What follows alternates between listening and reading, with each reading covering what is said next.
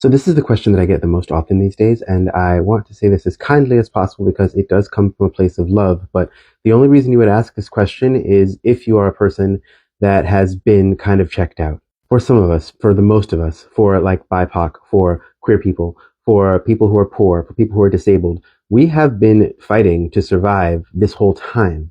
And yes, we participate in the system because it's the only thing going. And yes, there are measurable effects to like the elections, even though electoral politics is never going to do anything for us in the end. But most of the time, it's just building stuff and making parallel systems and doing for ourselves. Like I literally just started a business from scratch because there was nothing that I could do with my brain and with my identity that was going to allow me to survive in a way that would make me comfortable enough to not be miserable.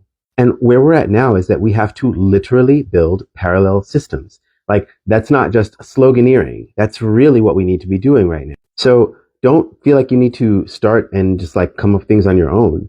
All the information is out there. Like look towards mutual aid people, look towards Black people, Black women, and Black queer people especially. Because if we all sort of buy into the strategies that have been required for some of us to survive and make them systems, parallel systems, then we can upend the system that we are living in. And yes, I simplify it down to a few sentences, but it's of course not going to be easy and victory is not assured. But the first thing, the number one thing to do is start changing the way you live your own life.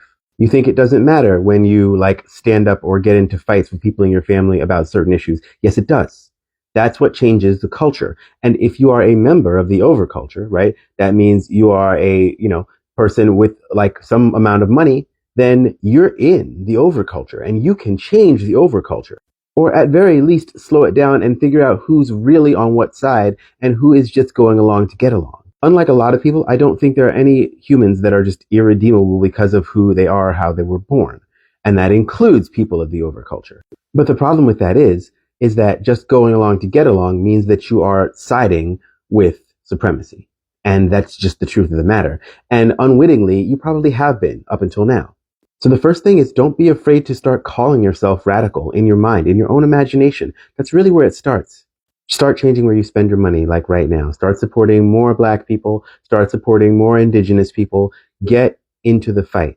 A lot of people low-key still believe in this system deep down, and they aren't really wrestling with that. I am not the kind of person that says don't participate because I believe that you have to participate in every single way or we lose ground. But you have to really deeply understand that none of these systems are ever going to get us where we need to go. They're just not. They're not built that way. There's no letter you can write. There's no vote you can make. It's you. You have to change yourself, and you have to do it every day.